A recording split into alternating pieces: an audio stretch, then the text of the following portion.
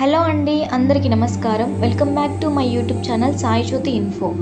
మానవ శరీరం లాగా మృదువుగా ఛాతీపై వెంట్రుకలతో నరసింహస్వామి క్షేత్రం మల్లూరులో ఉంది.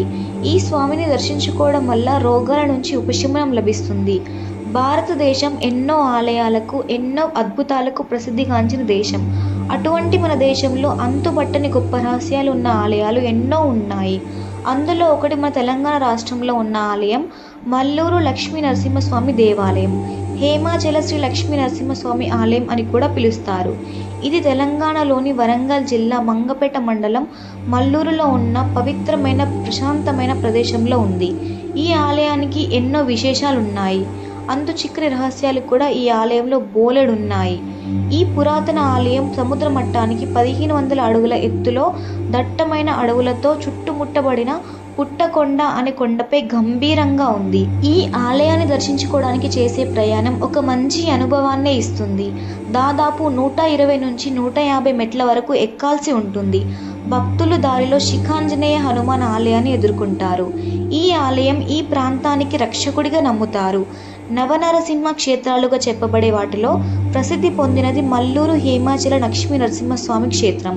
మల్లూరు నరసింహస్వామి ఆలయ చరిత్రను చూసినట్లయితే 4776 సంవత్సరాల నాటి నుండి ఈ ఆలయానికి గొప్ప చరిత్ర మరియు గణనీయమైన ఆధ్యాత్మిక ప్రాముఖ్యత ఉంది. అగస్త్య మహర్షి ఈ కొండకు హేమాచల అనే పేరు పెట్టారని చెబుతారు. పురాణాల ప్రకారం రాక్షస రాజు రావణాసురుడు ఈ భూమిని తన సోదరి శూర్పణఖకు బహుమతిగా ఇచ్చాడు. కరదూషణుడి నేతృత్వంలో 4000 మంది రాక్షసులను శ్రీరామచంద్రమూర్తి ఓడించిన ప్రాంతం కూడా ఈ ప్రాంతంలోనే ఉంది అని నమ్ముతారు.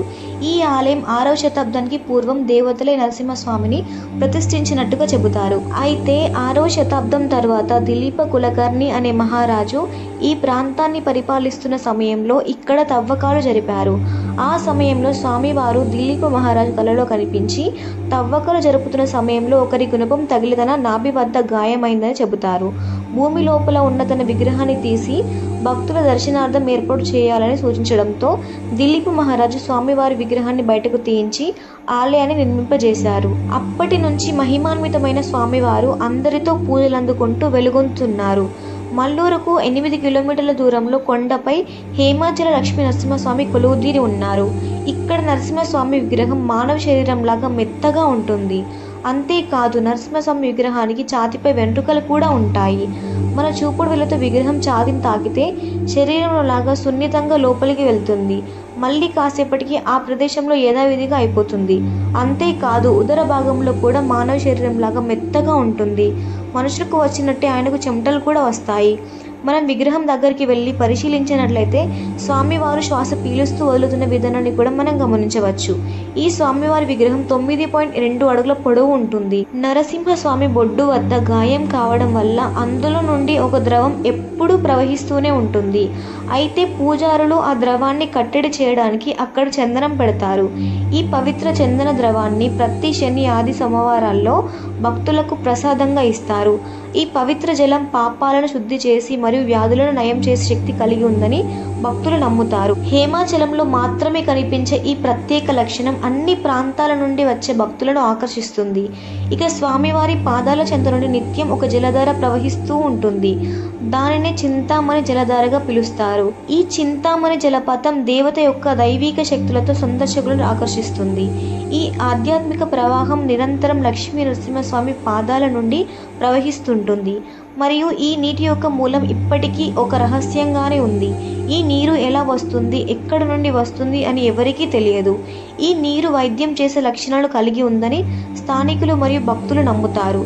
కాకతీయ రాజవంశం రాణి రుద్రమదేవి ఒకప్పుడు తీవ్రమైన అనారోగ్యంతో బాధపడిందని పురాణాలు చెబుతున్నాయి. ఆమె వైద్యుల సలహాలు అనుసరించి చింతామణి జలపాతం నుండి నీటిని తాగి అద్భుతమైన స్వస్థతను పొందారు. అప్పటి నుండి ప్రజలు ఈ జలపాతాన్ని, దాని ప్రసిద్ధి వైద్య శక్తిని ఎంతో గౌరవిస్తున్నారు. నేటికి భక్తులు ఈ పవిత్ర జలాన్ని సేకరించి విదేశాలలో నివసిస్తున్న వారి బంధువులకు కూడా పంపుతారు. మల్లూరు ఆలయ పరిసరాల్లోని అడవి ప్రాంతంలో ఔషధ మొక్కల వనని పెంచుతున్నారు. ప్రకృతి రమణీయతతో ఎన్నో విశేషాలతో ఉన్న మల్లూరు ఆలయాన్ని జీవితంలో ఒక్కసారైనా దర్శించి తరించండి.